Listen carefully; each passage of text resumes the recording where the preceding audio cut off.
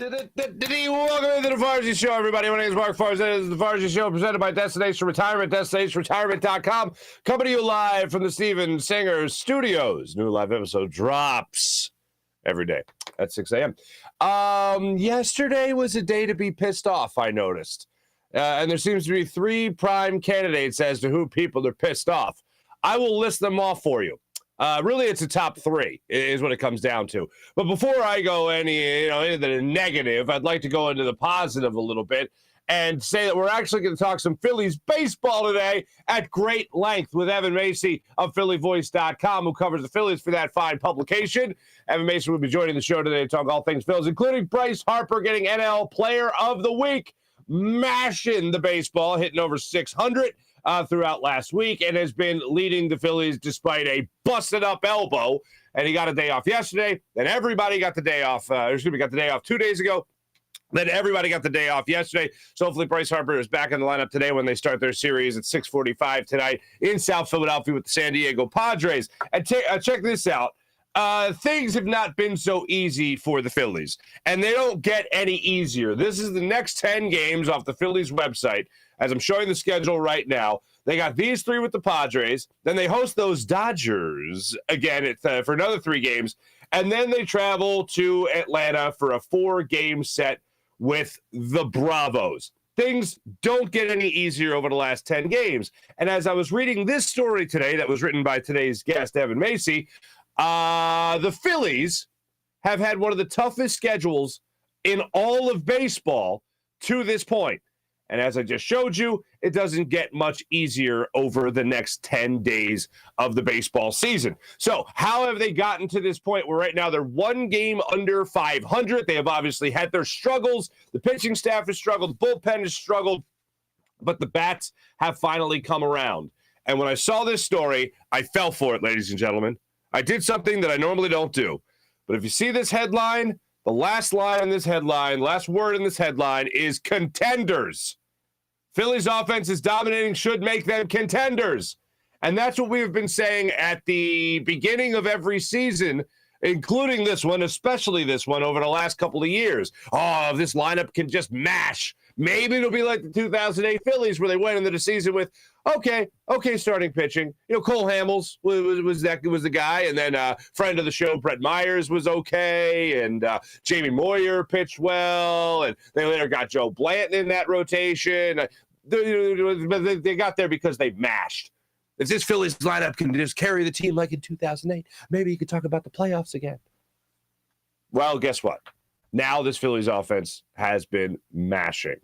They've been led by Bryce Harper. Kyle Schwarber has been hitting bombs. Also, Nick Castellanos has been playing well. Alec Boehm has been great from the plate. Certainly has had his struggles in the field. Hopefully he's put the worst of it behind him.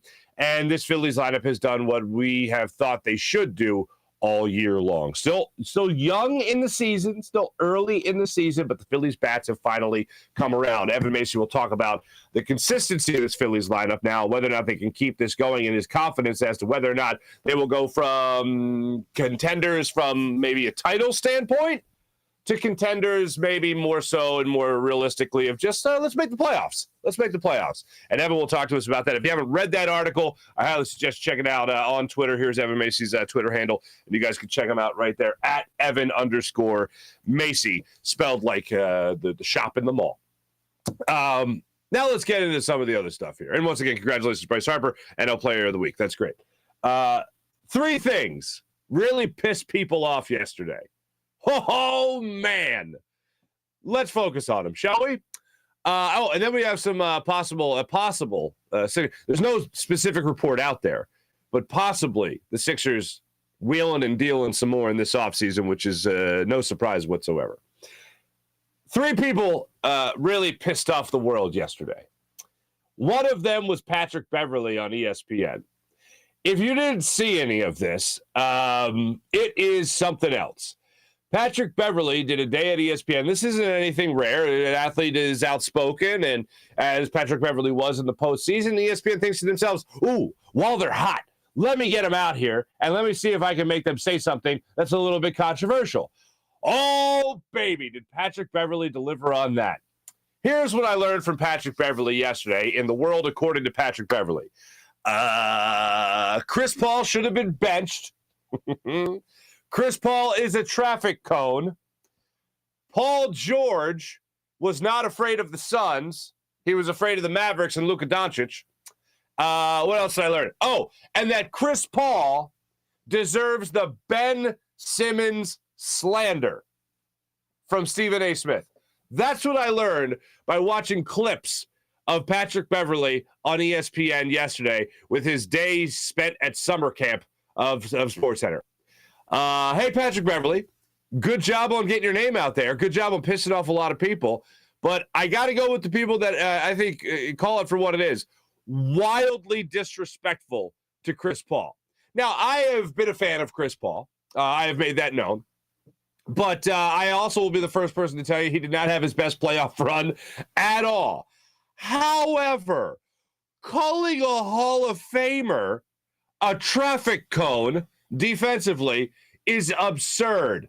It's going out of your way. Like, if you were to teach a class on piping hot takes, Patrick Beverley wouldn't be the teacher. He'd be the dean of that school. Whatever school is teaching that, he would be running the show for what he did just yesterday on ESPN. And the other thing is, he's talking about guys in the locker room. He's talking about media people first and foremost. And say, well, of course, you have respect for Chris Paul because you didn't suit up. You haven't played the game or whatever. He's playing that card, which is fine. I don't mind when athletes do that. I would play it all the time if I was an athlete. And you know this from your extensive experience of playing in the NBA. No, you got me there. But yesterday he played I played you didn't card quite a few times. But one of the interesting things I thought he said was that if you're having a conversation amongst friends or people in the locker room, in this case, teammates like Patrick Beverley, you shouldn't drop those names if those people didn't say, oh, yeah, this is on the record, and you can say whatever you want. So Patrick Beverley says, I'm not going to say who told me they're not afraid of the Suns, but hell, I'm going to tell you anyway. So I'm talking to Paul George. Paul George is telling me he's not afraid of the Suns. He's afraid of the Mavericks because they're going to face Luka Doncic. It's like, dude, is nothing sacred to you? You don't have respect for a future Hall of Famer in Chris Paul. You don't have respect for your own teammates and friends who are having private conversations with you, and you're just letting it out there in the NBA. So that's the disrespectful route. The other route is whether or not he's just being honest. And I think he is being honest. Honest to the point of hot take. Honest to the point of who gives a damn about everybody else around me. I'm just going to tell you what the hell I think and be honest with you with what they're saying in the NBA. Apparently, Chris Paul is not really a threat in NBA locker rooms anymore. Nobody is fearing Chris Paul. Nobody's fearing Devin Booker. Nobody is fearing the Phoenix Suns. And that's fine if it's honesty. But damn, to go to a traffic cone? To go to benching Chris Paul in the playoffs? To go to outing teammates for saying things privately?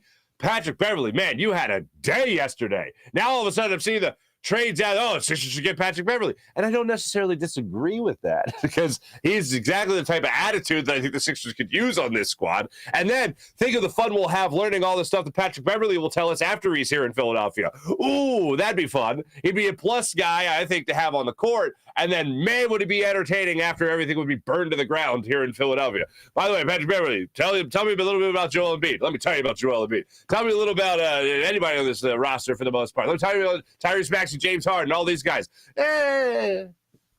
Wow. He had himself a day yesterday. So Patrick Beverley was the first guy that a lot of people were pissed off at. Number two, it's really a grouping of people. And folks, I'm going to tell you how I handle this. And I know not everyone has this luxury that I have. And I imagine when my kids are a little older, it'll matter more to me. The weather people. Good Lord. I saw so many people tweeting about the weather. Now, I told you before, I had a whole bunch of stuff set up outside my house because we had 30 people in my Philly row home. And we have a really nice outdoor space in my house, thank goodness. Just enough room for my daughter and in the future, my son to run around and have some fun. And we were counting on that outdoor space to host a lot of people. So I knew it was going to rain over the weekend. So I bought some tarps, and I was able to put, I'll just say, I don't know, about 3/4 of my backyard under roof. All of a sudden, I poof, what do you call it? An addition was put onto my house, essentially, in an hour of setting up time. You got to plan for the weather, okay? When the weather people tell me something, though, and all that was last minute because I don't really believe weather people in terms of what they say is gospel or law. But when I hear weather people say, and the weather will be this, and we're predicting this, here's what I do, and I recommend most people, if you're able to afford the luxury, you do the same thing that I do. I find it helps me with my own sanity. When a weather person says their report, in my head, after everything they say, I go, well, that might happen. I don't, and again, I think it's a luxury. I don't start moving everything around and freaking out about what's going to happen in the weather. And that's regardless, that's snow, that's rain, that's thunderstorms, whatever they might. I go, and that might happen. And guess what? If it doesn't happen and I've prepared, I'm like, oh, at least my bases were covered. But man, if it doesn't happen and people live changed in the least bit or weren't changed at all, and people just want a reason to bitch and moan about what the hell the weather people were wrong about, that's on you if that's how you get your kicks. But for me, whenever I hear a weather person say what the report is, I go, well, that might happen. And that's it. And then I move on with my life. But damn, people were all over the weather people yesterday. It was supposed to be thunderstorms all day. And in some areas, like I had maybe 10 minutes of rain in Philadelphia where I'm at, and that's it. Other people, it's raining over here. Stop bitching about the weather. And other people, oh my God, the weather people. I honestly think this. So I went to Catholic school for the majority of my life. All right. I had 3 years off for good behavior in second, third, and fourth grade, as I like to refer to it. And then I went to Temple University. And I think it's because of that experience that I never checked I hardly ever checked the weather, even as an adult, because I never had to worry about what I was wearing to school. It was a uniform. It was the same thing every day. So it wasn't like, oh, it's going to be cold today, so let me make sure I put on extra layers. No, it was a jacket. That was it, maybe. And half the time I just walk outside and be like, it's cold. I'm going to grab my jacket. It still wouldn't be the weather. And I've talked to other Catholic school kids that had that same type of experience where they just don't, even as an adult, they go, oh, wow, yeah, I never checked the weather now. Maybe because it's that. So when the weather people tell you what it's going to be, you can be like, okay, thank you for your advisement. You followed the weather more than I have. I'm going to go ahead and say, I'll take it under advisement. Not, oh, my God, I got to change everything in my life. And again, a lot of it's a luxury. But if you have the same luxury that I have where it doesn't really matter all that much, I don't get freaked out. I just see a lot of people. I'm really talking about the people that are bitching just to bitch. Like, was your life affected at all by the weather? No, not really. Then what the hell? So anyway, here is the third person. And you can identify with this because you probably watched my show yesterday. Marcus Hayes pissed off so many people yesterday. And I'm on the record. I love Marcus Hayes. I think he's great. And I don't think he just says, well, here's something and throw it against the wall. And I think people do that. And I don't think Marcus Hayes does. I think Marcus Hayes gets accused of doing that. But something dawned on me after the interview. Here's what Marcus Hayes said yesterday that pissed off so many people for those that didn't see it yesterday. Yes, Joel Embiid this year played with a fractured orbital bone, and he played with a torn thumb ligament. That's wonderful. That's heroic. If he plays as hard as he can, if he stays in shape when he's healing from the orbital fracture and the concussion. He did not stay in shape. He was in horrendous shape when he showed up for games 3, 4, 5, and 6. Mm-hmm. And if you're playing, okay, you don't get graded on my thumb hurts curve. You don't get graded on I wear a mask so I don't have peripheral vision curve. You get graded on did you play well or not. 5 years from now, 10 years from now, 15 years from now, nobody's going to see an asterisk in his playoff stat line from 2021, 2022 saying, and he was a little bit hurt or he was gravely hurt or whatever. That pissed off so many people. You know, he can't work out. I know while I'm listening to that Marcus knows that Joel Embiid can't work out. He can't run. He can't do any conditioning drills or anything like that while he's in concussion protocol. So many part-time PE people hopped on that video because our guys tweeted that out after the show. And we're like, he can't work out and all that stuff. And I was thinking the same thing. And then, like, so in the moment, while I'm listening to him, I'm going, I think he's just, I don't think he's being, I'm not going to take him so literal in that Joel Embiid fell out of shape in a week. And Marcus knows that Joel Embiid can't work out. And I know that Marcus knows he can't work out. So I didn't press him on it because I didn't take him as literal. Now, this is, I don't know, admitting what I could have done there. I should have followed up and clarified. Absolutely. That's That's my job as an interviewer, as a host, to make sure it's clarified if something isn't clear. If it's just clear to me, that's not enough. I have to say is this clear to my audience what I'm hearing right now? So that's my mistake. But I thought about it a little bit after the show, and I went, well, hold on a minute. There are other ways to stay in shape. And it dawned on me because somebody tweeted an article from a couple of months ago, I believe, about Joel Embiid changing his diet. And Marcus responded to that tweet of the story with a laughing emoji. And it dawned on me, I'm like, did Joel Embiid like start crushing burgers again, like on that like week off? Because if anyone's ever even been in shape, it's been a while since I've been in shape for the record. But I have gotten myself into decent shape for some type of event. And when I say decent shape, I mean like I go up the stairs and I don't breathe heavy anymore. and then I've like eaten like crazy for a week and then had to do something similar again. And it's felt a lot different. Like, oh, I feel those Oreos, or damn, I feel that pizza, or damn, I feel that burger. And I'm like, is that where he was mostly going? Was he hitting the comfort food? And look, this isn't inside information. This is pure speculation. But Marcus follows this far closer than I do. He's a reporter. I'm not a reporter. Somebody called me a journalist the other day. Oh, you sound more like a groupie than a journalist. I'm not a journalist. Like, I don't consider myself a journalist. I feel bad for my journalist friends that when people use the word journalist on me. Like, ugh.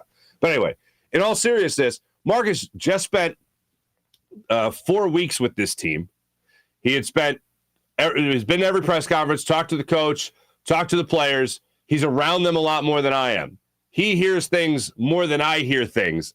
I'm not going to jump all over him for a guy that's there in the moment with the team when he is saying that somebody got themselves out of shape.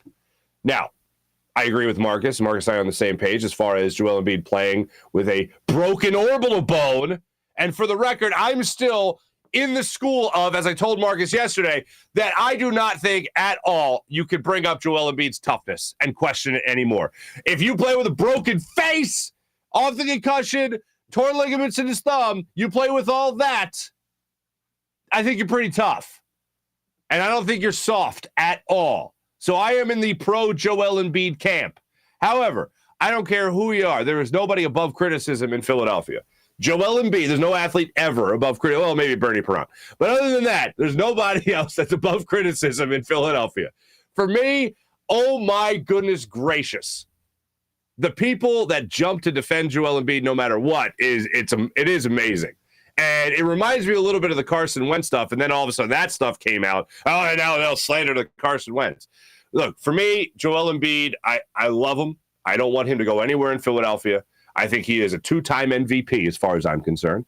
But the people that will jump to defend any criticism of him is astonishing to me. With that being said, the bottom line with Joe is that he has to get out of the second round of the playoffs. He has to at least get to a Western Conference final. To an Eastern Conference final. He has to get to an NBA final. He's got to win a championship. Otherwise, people are just always going to say, no matter what, for the big game, somehow, magically, he was always injured. And that might not be an excuse.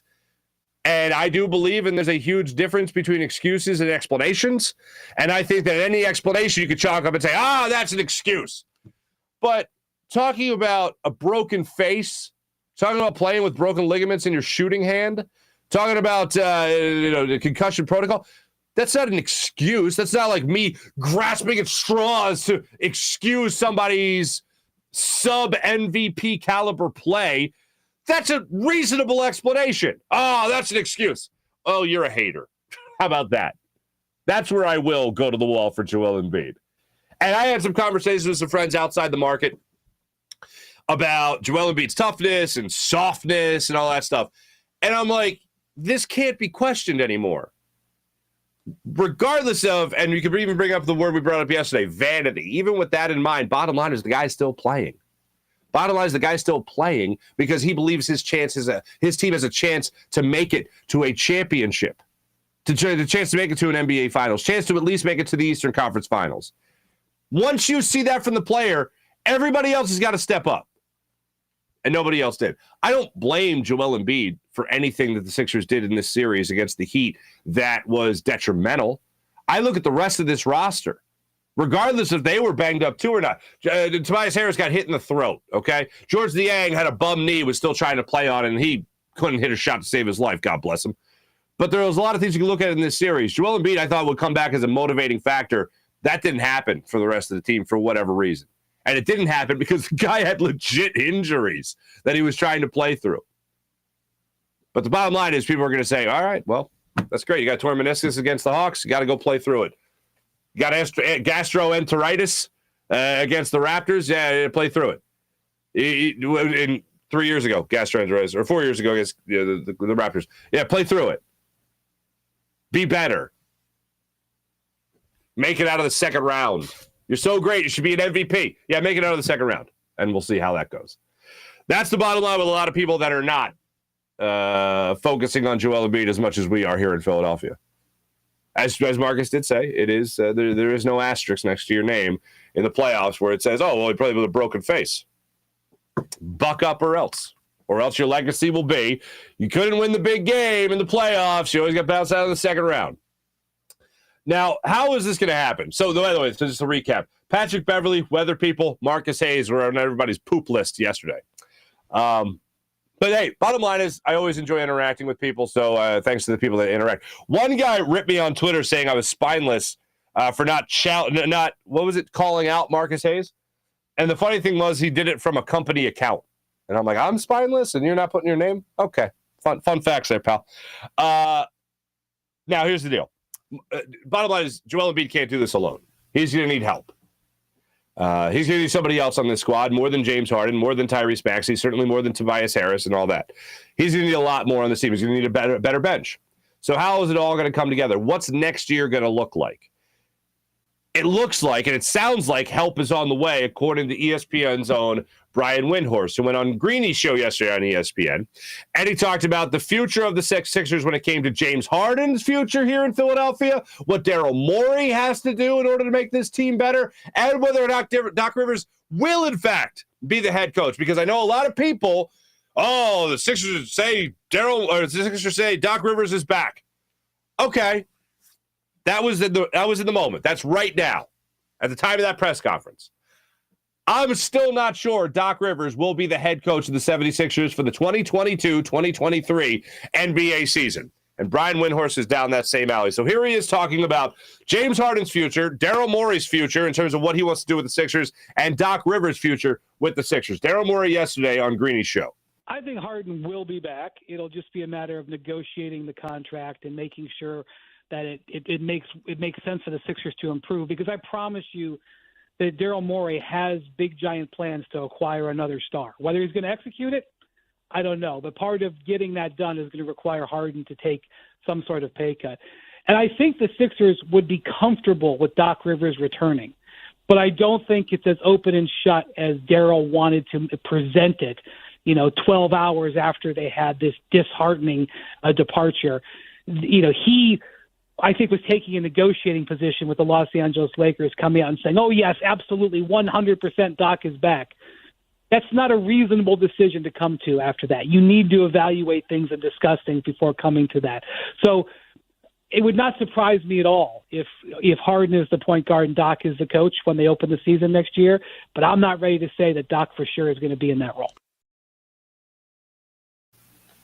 That was our man Brian Windhorst on the. Did you catch the end of the audio, PJ? Did you get the rest of that audio? Was that there? It was? Okay, good. Must have missed it. But let's unpack those three things. James Harden said at his press conference after Game 6 that he's willing to do whatever it takes to make this team better.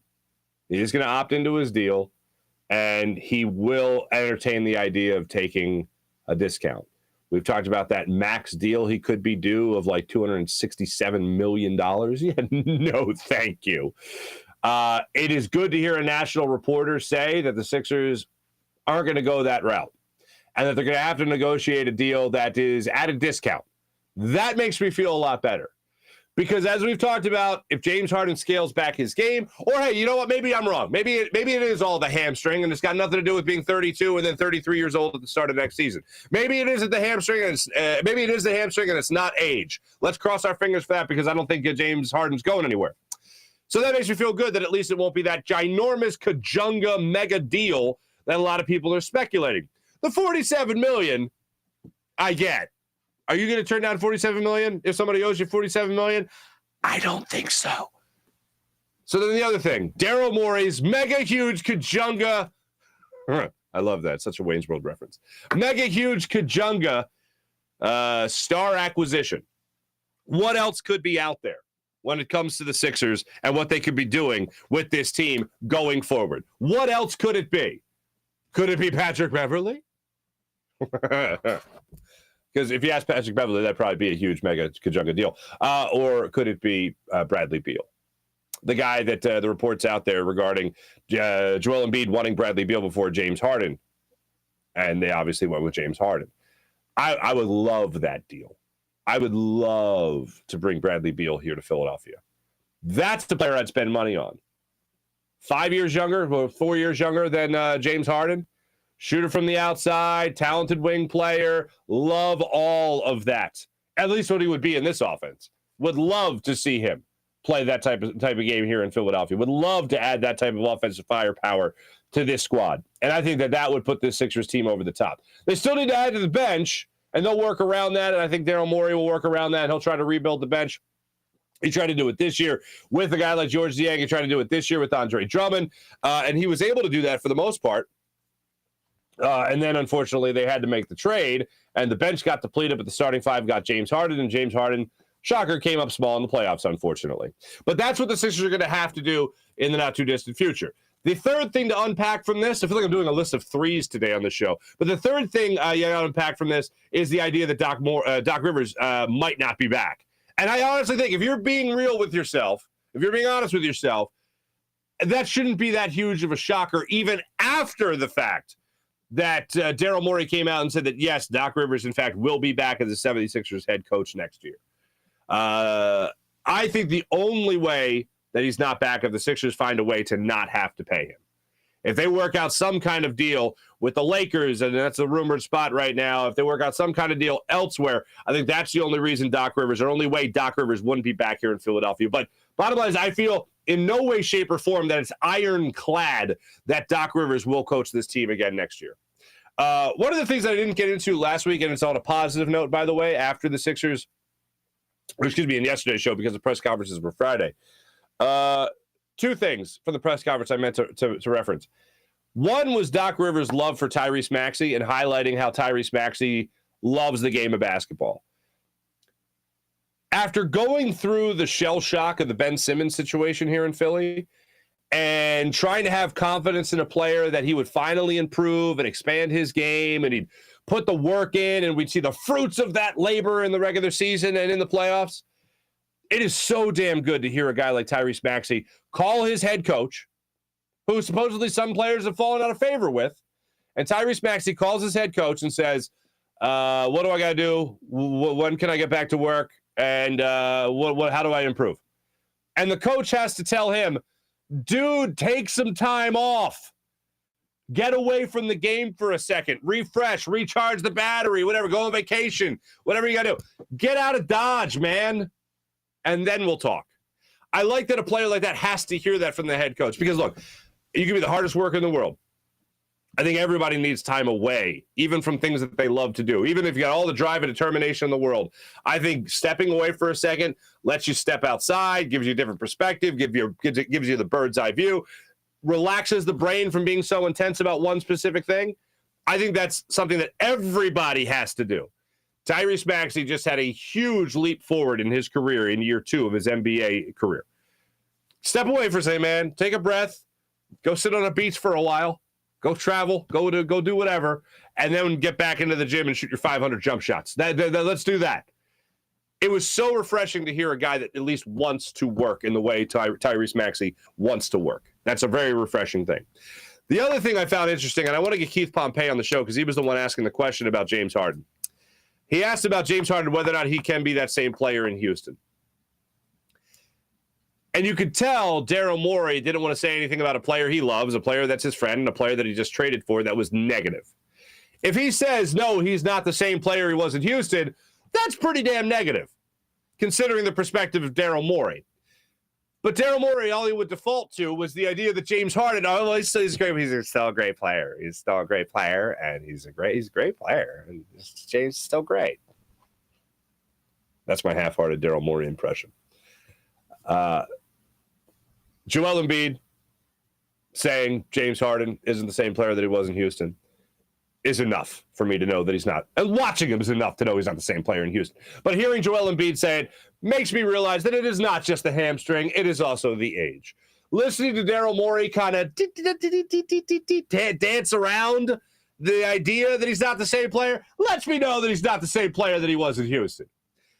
So for me, this could be a very different looking team at the start of next year. It's not going to be an overhaul by any means. Joel Embiid's not getting traded or anything like that. But you could have an addition to your starting five that you really, really need. And I think you will have additions to your bench that you absolutely need to upgrade in the very near future. And I think a lot of things that came out of that soundbite from Brian Windhorst will actually come to fruition. I'm going to say right now, if you're a betting man, if you're a betting person, I would say Doc Rivers is the coach next year.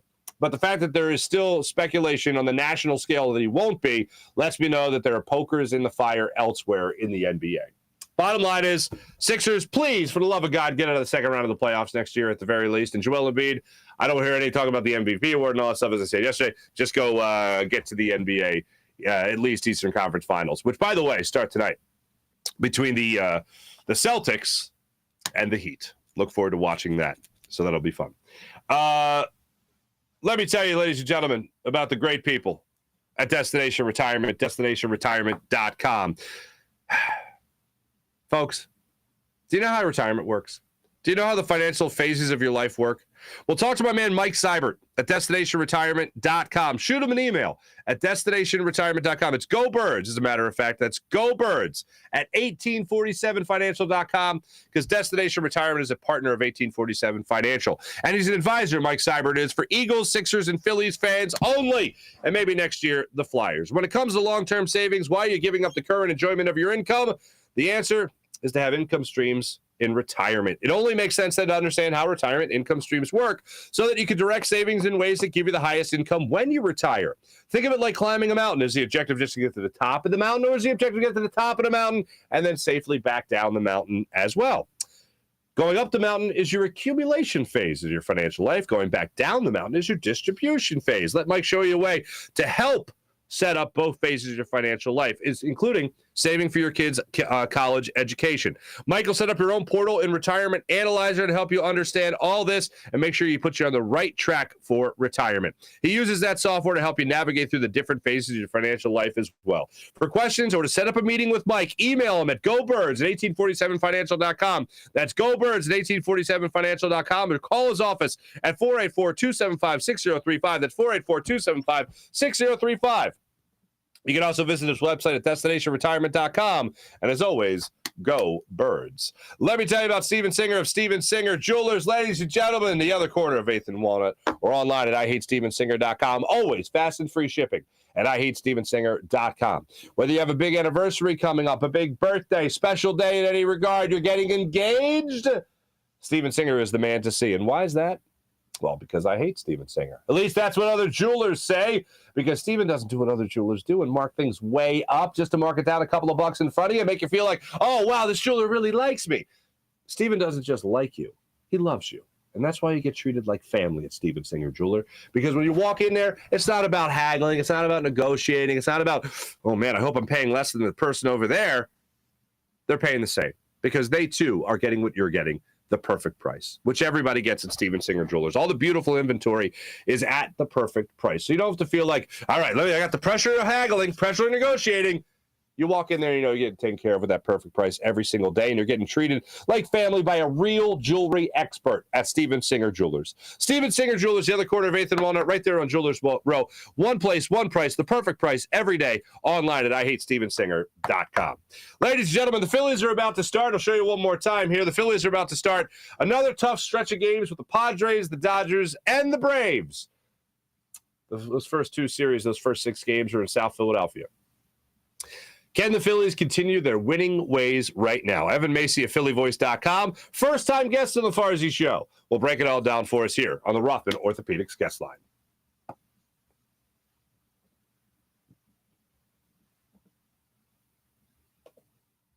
The Rothman Orthopedics guest line from PhillyVoice.com, talking all things Phillies. Evan Macy joins the show. What's up, Evan? How are you? What's going on, Mark? I love that it didn't rain. It didn't destroy my house out there. It was supposed to be hell on earth, and it's beautiful out. So, yeah, whenever the weather people always say something, I always go, okay, that might happen. It's hard for me to plan my day. I had 30 people over my house over the weekend. You know what I did? I put shelter up in my backyard.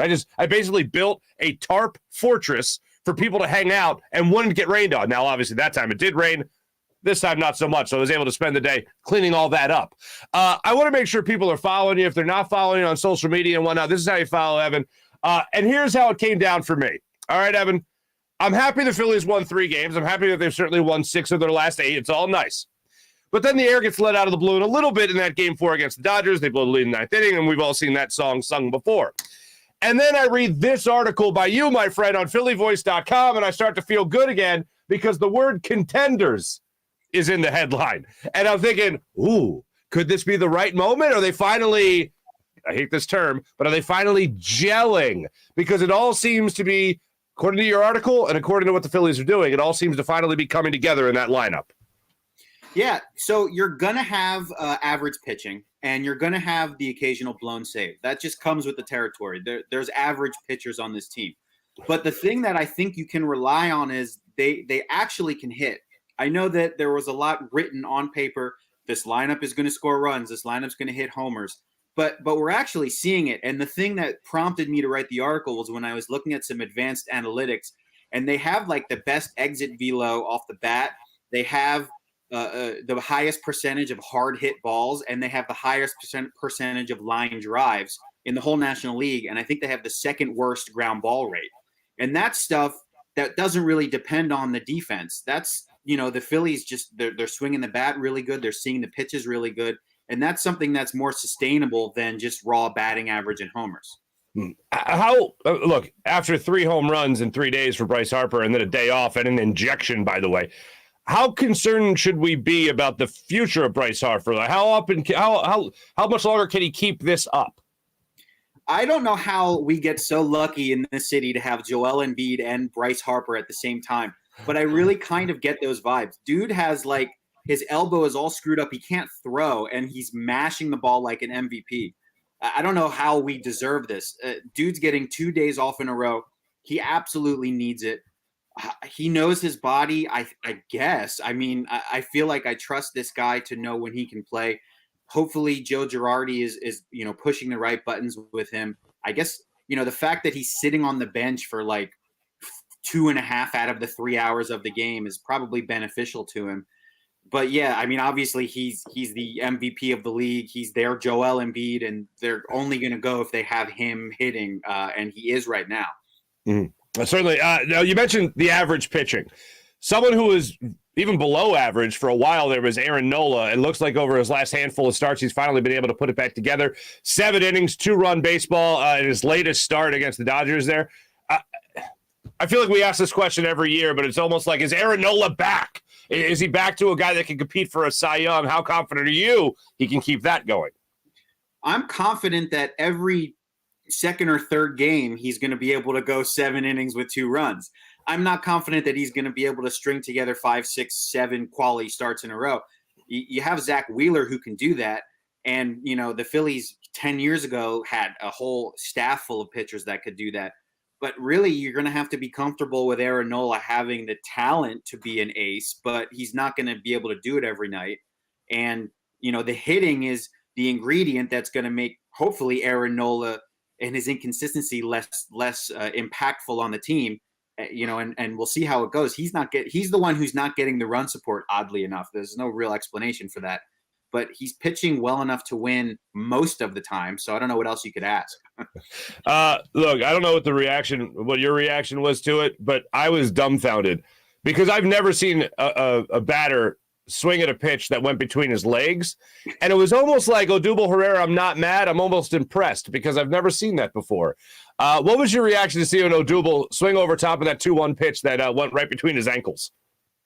I feel like it's kind of par for the course. I don't have like crystal clear memories of Odubel Herrera throughout the years. I know that he's got that big batting stance, and he seems like he chases like a Vlad Guerrero, but not as talented, where he just the pitch. I mean, that was egregious. I don't think I've seen anything like that before. I don't really know why he's on the team. I guess they need bodies at outfield. Hopefully Mickey Moniak can maybe take his job. We'll see. But for now, I don't know. Odubel's kind of the only easy out in the lineup really right now. Now, okay, so you mentioned the name I wanted to lead to right there, Mickey Moniak, who's supposed to resume live batting practice either today, Monday, or maybe even Tuesday. What is the latest on Mickey Moniak? Yeah, I think that he's going to have to you see the news. It's different in baseball than other sports because he's got to start swinging, and then he has to face live hitting, and then he has to play in the minors. So it's probably going to be a couple of weeks. And the thing that also, matters in baseball more than the other sports is there's so many different players that are on and off the injured list that maybe, he gets called up sooner than he wanted to because there's a roster spot and they need him. That happens a lot. It's really anybody's guess. I think probably, a week or two before we can seriously talk about him being in the big league, but it could change. There could be a setback. There could be another injury. Or maybe he just can't hit the ball in the minors, which I hope is not the case because really the poor guy couldn't have had worse luck getting hit in the hand at the end of spring training there. Yeah, and a great spring training to boot. Joe Girardi said before they went out to Seattle, before they, of course, went to the Dodgers and had this road trip, maybe we need to get out on the road. Sometimes baseball teams, they need that. Baseball's a funny game. You go out there and you bond on the road, I guess. Does it look like to you, and you look at 6 of 8, that's nice, but does it look like to you that this team has kind of started to figure out what makes everybody else tick? I think that there's so many new pieces, so many new personalities in the dugout. Early on, I don't remember the exact number. Girardi had like a different batting order for like 22 straight games or something. There was really no consistency early on, and I think that really, when you're a veteran and you're used to having a specific role, I think that it kind of gets you off your game. I mean, these guys, you see them in the batter's box, they like unwrap their batting glove the exact correct amount of times. It's like a guy before he hits a putt. It's just this routine. They're all about that in baseball. And so I think that more so than going on the road, I honestly think it's just kind of getting the reps with each other and getting in the same positions, maybe not in the batting order, but kind of like the same roles on the team as far as, being the guy who's expected to drive in runs, to get on base, and the pitchers as well. The starters really suffered from the spring training being shorter, and they're kind of more reliable now this time through the line, through the pitching order, which is, as the season goes on, everybody's kind of rounding into their form and getting comfortable. When it comes to this team closing out games, and you're mentioning, hey, look, the bullpen's going to blow leads. It's going to happen. Every team does it. Hopefully the Phillies can get away from more blown saves. But just as a precaution, if it's not Corey Knebel as their as closer, who would be the guy? Who would be the next guy up? Who would be the guy to take over that role? Who do you think would be the next option for Joe Girardi? It's a revolving door. You have Sir Anthony Dominguez, who I was hopeful could be their closer, and he's shown flashes this season, but he's also given up some big hits in key situations. They brought in the other 2 veterans in Familia and Hand. My guess is that it's going to be one of those 4 throughout the season. They have some left-handed pitching there too, and I think that a smart manager is probably going to not look at the save as like this be-all, end-all stat and just put in the right pitcher for the matchup. I mean, that's how I would manage it. You have these talented guys at the end of the game, and I think that that's the recipe for success is for him to. I mean, there's no more pitcher hitting. He has a designated hitter. There's something that managers have to do. So why don't you pull the right lever on these relievers at the end of games and maybe find, putting in a lefty against a lefty when a lefty's leading off, and being able to give a guy a hook when you have this other guy with closing experience. I think there's a lot of opportunity with the pitchers they have, but I don't think they're going to have a bona fide closer at all. Are you now? Joe Girardi's in the last year of his contract, and you've talked about pushing those right buttons. You talked about the different lineups and all that. So the term "lame duck" applies right now. What do you think it's going to take for Joe Girardi, even before the season's out, if at all possible, for him to get a contract extension? Is it playoffs or bust for him, or is it just being, again, another competitive team that comes a little bit short of the playoffs? I would normally say playoffs or bust. That's the logical explanation. But I don't really understand coaching hires and firings in any pro sport at all. I just don't. Okay. I can see why. Yeah, okay. The Doug Peterson one was weird. I don't know if I completely understand that, to go a little bit off topic. And then you look at Doc Rivers, who I might consider firing. But, the Sixers front office is saying he's absolutely 100% coming back. Right. It's our full support. So I don't know. I don't know what goes into making those decisions. I don't know what alternatives are out there that would be better than Joe Girardi. I mean, he does have quite the track record. He's not really my favorite guy to talk to. He's kind of boring, and I don't know if he's the best in-game manager. But what are the alternatives? Some other retread guy who has a World Series 10 years ago that might be marginally better. So playoffs would make sense, but I wouldn't put anything past the Phillies keeping him around for a lack of a better idea. Wow. Yeah, no, as far as you don't know what goes into it, I feel like every time we talk about firing somebody, it's always like, oh, is Doc Rivers out there missing corner threes? I don't think so. It's like somebody says that. Was Joe Girardi the guy out there blowing saves? No. Like, it's never the manager's fault. It's never all the manager's fault, but when has that ever mattered? That's always my response to that. It's they're not going to fire the team and then build around the manager, but I get what you're saying. The word contenders, to go back to that word in the headline of your story there on phillyvoice.com, which Phillies fans, check this out. Are you confident that this Phillies team, to use that word again, confidence, do you think that this Phillies team will be a playoff team by the end of the season? I don't think they're better than the Mets, and I don't think that they're better than the real contenders in the West, in the NL West. But there's 6 playoff teams in the NL. And the Phillies have an above-average pitching staff, and they have a bullpen that's better than the last 2 years, and they have the best lineup they've had by far. And in previous years, lesser lineups have come a few games within the playoffs. So based on that logic, I feel like if they won 3 more games in like 2 of the last 3 seasons, they would have made the playoffs. So I think, yes, this is a baseball team that's 3 or 4 wins better than the ones in the past few years. By that logic, I think they can make the playoffs and get hot at the right time. If Bryce Harper plays in September like he did last September, if Zach Wheeler is able to be, the guy that wins pitches 1-run 8-inning games every time he's out there, they have the talent and I don't know. It's desperate. I'm the guy. I went to college in 2008. I was in Center City with people pouring champagne on each other, and the good times ended. And so maybe that was you? I was there too. Oh my God. Yeah. So yeah, I don't even remember what my answer was, but I think that this is the best Phillies team that we've had since like the post World Series era. And I think that there's an expanded playoff field, and I think if they continue to lead the league in exit velocity off the bat, this is a team that should make the playoffs. So I will give a non-confident yes to your question. Let me go back to something, because I wanted to ask a baseball writer this, because my feeling on something, every time like a new stat or analytic comes out there, like an exit velocity or whatever it might be, I'm always like wowed by it, like, oh wow, they're measuring that now. How about that? And then it's like I'll talk to somebody else and it'll change my philosophy a little bit more in terms of exit velocity. I was watching the game with an older relative of mine, and he goes, what the hell is exit velocity? This person's like in their 70s, okay? And I go, exit velocity is like how hard they hit the ball left at a fast rate, like it, exit velocity. It's what it sounds like. And he goes, oh, so you mean like good wood? And I was like, damn it, yes.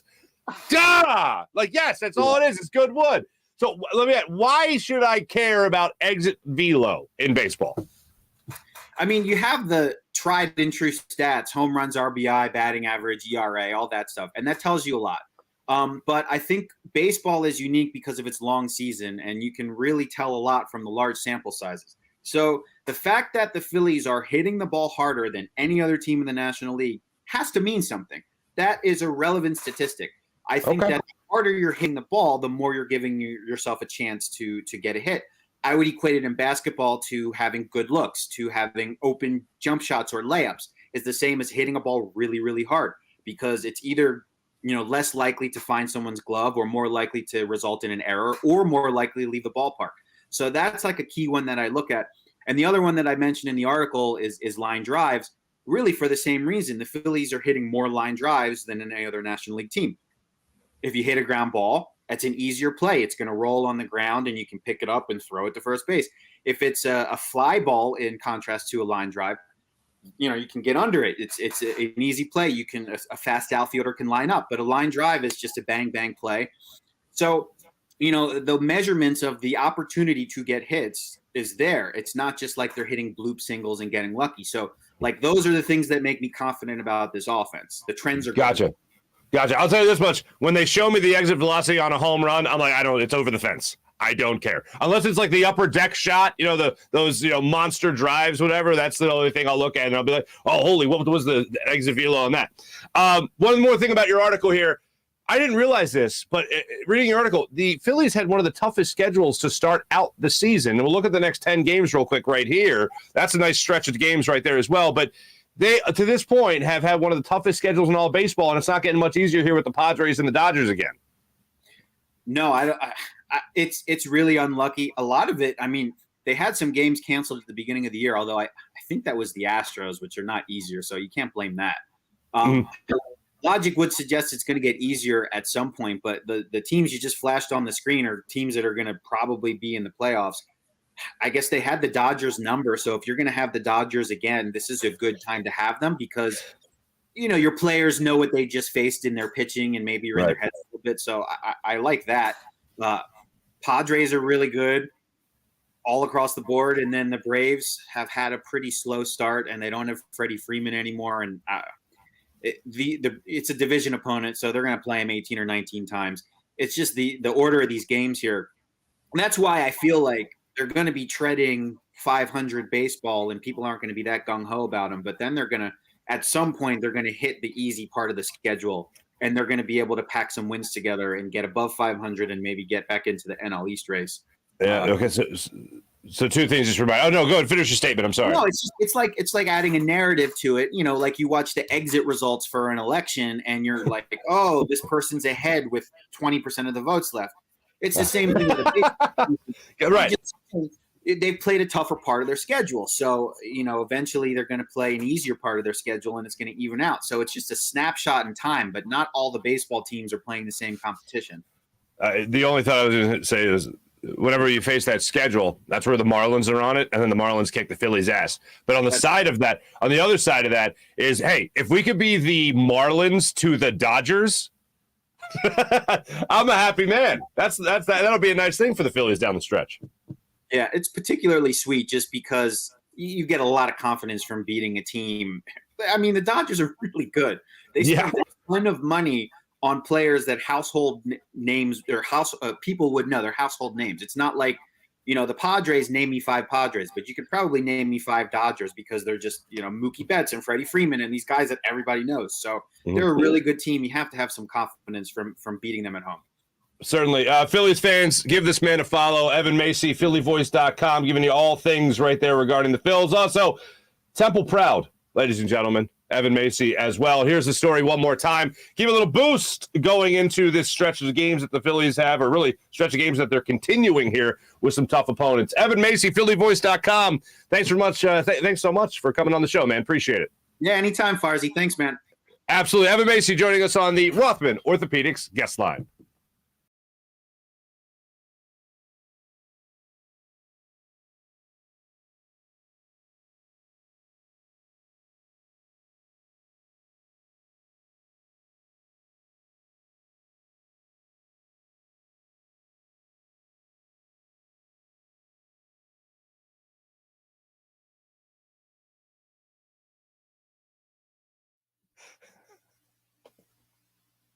What's up, everybody?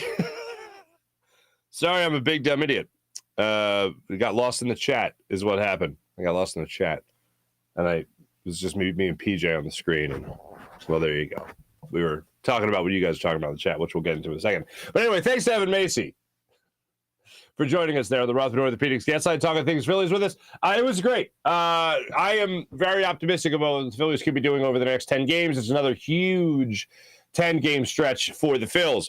And they have an opportunity here to prove it just wasn't one good road trip. Now you got to bring it home with you. That's going to be the bigger thing for the Phils. See if they can bring it home with you. We talked yesterday about a team gelling on the road and how Joe Girardi thought that this team could maybe need a road trip. Let's hope by the end of the season and this Phillies team's in the playoffs, we'll say, man, thank goodness that road trip in May, that's what made the difference in this Phillies team. Let's fast forward to the end of the season, and hopefully I can replay this clip from today, May 17th, 2022, at, 7 o'clock. Little bonus show today. There we go, little bonus minutes here. Let me tell you, ladies and gentlemen, about the great people at Rothman Orthopedics. When you have an orthopedic issue, you need a physician who eats, sleeps, and breathes orthopedics. You need an exceptionally specialized Rothman Orthopedics physician. They not only specialize in orthopedics, but each of their physicians only focuses in on one area of the body, which means you can have the confidence to get past the pain and be what you were. Visit them one of the 30-plus locations in Pennsylvania and New Jersey, including 4 orthopedic-only urgent cares. Learn more at rothmanortho.com. That's rothmanortho.com. Folks, saw some of you people just talking about this in the chat, about some herbal help. Let me tell you about Freestone Farm CBD. First off, do you already use CBD? Do you like CBD? How would you like 20% off your CBD? Use promo code Farzy at freestonefarmcbd.com. That's freestonefarmcbd.com. Do that, and you'll get 20% off when you use promo code Farzy. The menu is something you absolutely have to check out, with strains that are insane, like the tropical tasting Bayox that clocks in at a chart-topping 24.1%, and Super CBD, which is half Hindu Kush and 21%. That's my favorite thing to say on the show. Half Hindu Kush. 21%. The genetics these guys use, they just don't get any better. They also grow their premium hemp flower in the Garden State with all organic inputs and IPM. There's absolutely nothing synthetic from farm to jar. After harvest, they carefully preserve all the plant compounds with a perfect 3-month cure. Freestone Farm CBD, folks. Freestone Farms CBD for 20% off when you use promo code Farzy upon checkout. How about PHL Sports Station, Philadelphia Sports Station, enhancing your Philadelphia sports fan experience across all social media and blogs? That's phlsportstation.com. Let's jump into our chat check, fine people of Philadelphia. Good morning, April. Kevin, what's going on? Brian King, what's going on? Nice to have you. Dan Schwartz, good morning, April, Kevin, Brian, everyone. Always enjoy that, Dan. Thank you. Cody, what's going on? Baba Boucher. What's up, Bobby? Mally, what's happened? Oh, smoke him if you got him. Mally, by the way, let me just say it one more time. FreestoneFarmCBD.com. Dan Schwartz, I'm positive about the fact that I want Doc Rivers to get the hell out of here. There you go. I think some people are on the same page with you. Most, maybe. Sean Gillespie, what's going on? Can't take them seriously as contenders until I see more consistency. Nice win, 3-4 against the Dodgers. Don't want to see us get swept by the Reds or something like that. See, that's what I was thinking. When Evan went down the avenue of, beating up on teams that are pretty good, like the Dodgers, for instance, and maybe taking 2 or 3 from the Padres as well, that'd be nice also. But then it's like, are we going to go face the Marlins and lose 2 of 3? Or are the Dodgers? Are we going to be the Marlins to the Dodgers, like a team that a good team just can't, a mediocre team that a good team just can't figure out? And I hope that's not the case, because that has done the Phillies in. I remember talking to Jason Stark, who I got to get on the show soon. Jason Stark told me a couple of years ago it's going to come down in the NL East to who beats the Marlins, and he was absolutely right. The Phillies sucked against the Marlins. The Braves were great against the Marlins, and that was pretty much all it came down to. Patrick Beverly conversation. Sean Gillespie. Patrick was trying to get the Skip Bayless and Stephen A. Smith hot take money. Like, I honestly think Patrick Beverly just went to ESPN yesterday and said to himself, to hell with it. I don't know how much time left I got in my career. ESPN seems cozy. Let me say whatever I want. Mally, Dan, part of Mark's house goes poof.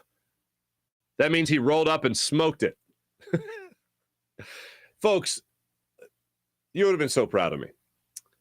So I told you guys before, I was doing the demo on my 3rd floor, knocking down a wall. And my wife and I were exposing the brick, a nice exposed brick in our 3rd floor bedroom. And I like that. I like doing that stuff. So I had bought a demo tarp. I forget the actual name of it, but it's basically a big plastic tarp. You can get us 10 feet high by 25 feet long, right? And I was like, let me just buy one of those because they're like $10, $15, and I can use that to cover a lot of my backyard.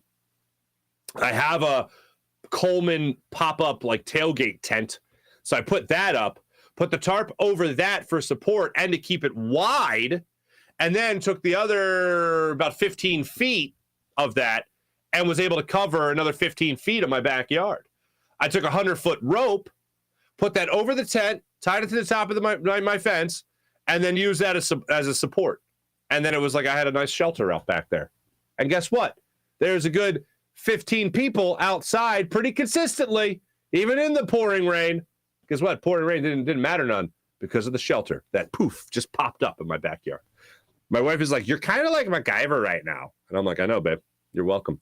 Rome wasn't built in a day, but my backyard was. You know what I'm saying?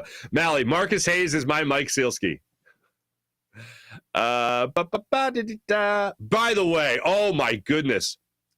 The people that commented on the Marcus Hayes video that went down the avenue of exactly what I said yesterday, I was cracking up.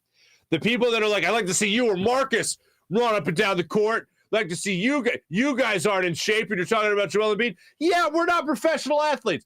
Like a lot of people will say, oh man, the back in the process days, I think the Sixers should play the NCAA champions and see who wins. You know what I mean? Like that is like the Sixers will win. Even the worst version of the Sixers will win. To me, I always find it funny and question a person's IQ when they're like, this journalist or this writer or this talking head, I'd like to see them run laps on the court. No, you wouldn't, you freak. What the hell? Why the hell would you want to see that? Why would you want to see me gasping for air? I'm not a professional athlete. We're not comparing the professional athletes to journalists. If you think about it, or talking heads like myself, if you think about it, comparing the athlete to a writer or a talking head is a bigger insult to that athlete than anything a writer or talking head could ever say or write. You're going to compare this professional athlete to the average Joe? Well past their prime athletic average Joe? Yeah, good luck to you. Like, so you run a lap? Yeah, no, you don't. If you would, you're sick. Then you probably have a windowless van and you take black and white pictures of people. There you go. April, Alyssa.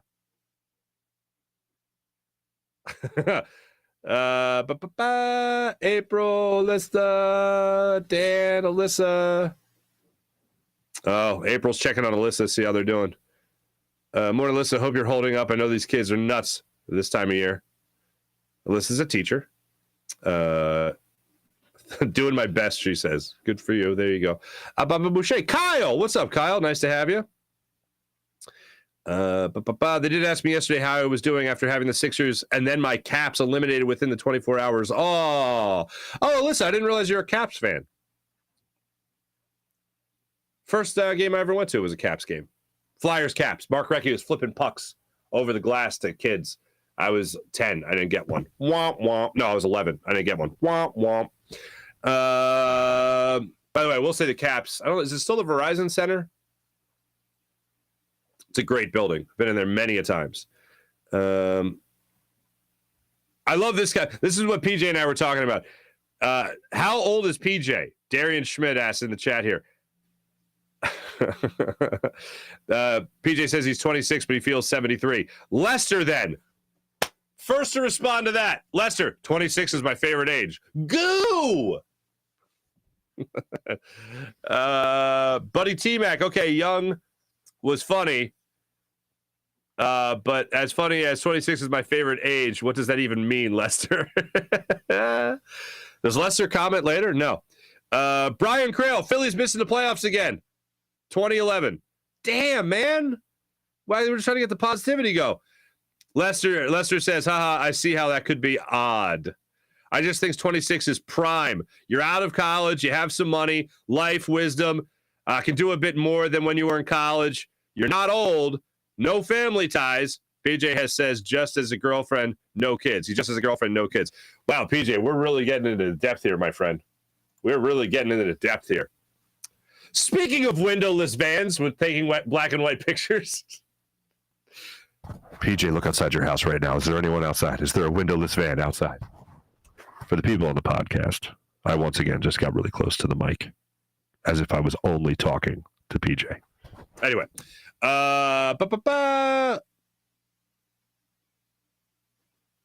Mark down the bong. The interview is over.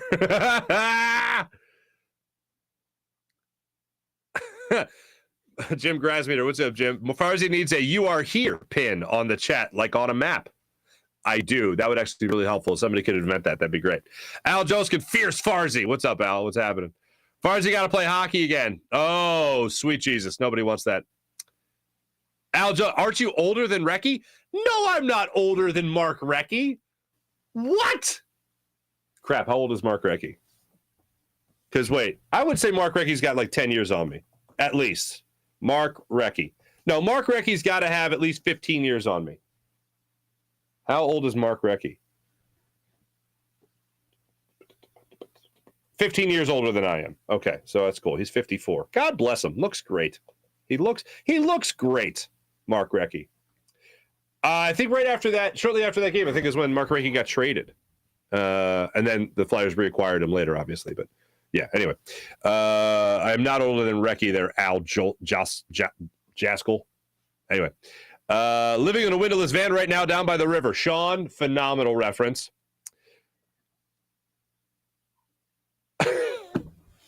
Kyle, I thought Farzy was older than Recchi too. No, man, I'm 39. I ain't afraid of no age. Farzy sound. What do we got looking at? Mark, sound like that part in Half Baked. Have you ever made a bong with duct tape and a scuba mask? No, I have not. Mullet, what's up, Mullet? Hope everyone is having a good morning. Same to you, my friend in Okinawa. We good? Farzy need. Yeah.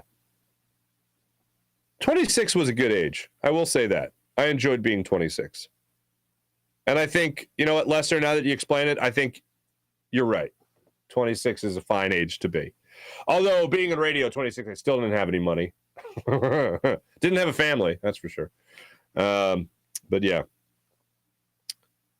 Thanks everybody in the chat. You guys are awesome. Much appreciated. Especially the curveball that we got here. April, I'm so glad you said an age lower than mine. Oh, for Mark Recchi? Yeah. It is odd. I talked to friend Jody McDonald, right? The great Jody Mack. I talked to him once about how you can still say you're young if there is a professional athlete still playing older than you. And Jody Mack said that, who is it, Julio Franco? Julio Franco really let him hold on to that for a while. Tom Brady's letting me hold on to that for quite a while, obviously. He'll do it for some other people. God, who was the other guy? Raul Ibanez. Raul Ibanez, baby. There you go. Thanks, everybody in the chat. John Axel Band, what's up, buddy? Nice to see you. How old is Lindros? Never mind, I can Google it. Hey, guys, give me random people to Google. I'll check their ages for you. That won't be weird.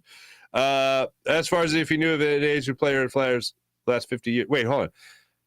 I asked as if Farzy knew the age of every player who played for the Flyers in the last 50 years. Yes, you did. And I don't know. There we go. Thanks, everybody in the chat. Always enjoy it. Thanks, guys. Appreciate you guys as per usual. Let's jump into our morning rush brought to you by Sky Motorcars, SkyMotorcars.com. Phillies and Padres start their 3-game series in South Philadelphia. Phillies with a win get back to 500. They are 17-18 on the young season. They're 9-9 at home. Come on, let's get over 500 at home. Padres coming to town 22-13. Mike Clevelanger will get the start for the Padres. It might be a bullpen game for the Phils. Bryce Harper is expected to be back in the lineup today. And hopefully we will see Mickey Moniak in the not too distant future. A couple of weeks down the road, according to Evan Macy, who was breaking it down for us. 8:30 tip-off tonight. Game 1 of the Eastern Conference Finals. I like the Celtics in the Eastern Conference Finals to win. I say Celtics in 6 over the Miami Heat. Celtics actually won their regular season series with the Heat this year, 2-1. And two of the 3 games were played in Miami. So the Celtics took that series 2-1 throughout the regular season. But I just think the Celtics are on another level right now. And I think they are actually a deeper team than the Heat, and that is saying something. So we'll see how that works out in the Eastern Conference Finals. Game 1, 8:30 tip-off tonight in Miami. As we all know, the Heat, number 1 seed in the Eastern Conference. Thanks for watching. Thanks for listening, everybody. Much appreciated. We'll try to I'm going to reach out to Keith Pompey, see if we can get him on the show tomorrow. I'll get some more answers about what the Sixers could be doing down the line. And hopefully we'll be talking about a 500 Phillies ball club after tonight with their 6:45 start time against the San Diego Padres. Have a great rest of your day, everybody. This is the Farzy Show, presented by Destination Retirement, destinationretirement.com. From the Steven Singer Studios, a 26-year-old prime-aged PJ produced the show. This is a Buzz Sports and Entertainment production. Have a great rest of your day, everybody. Take it easy.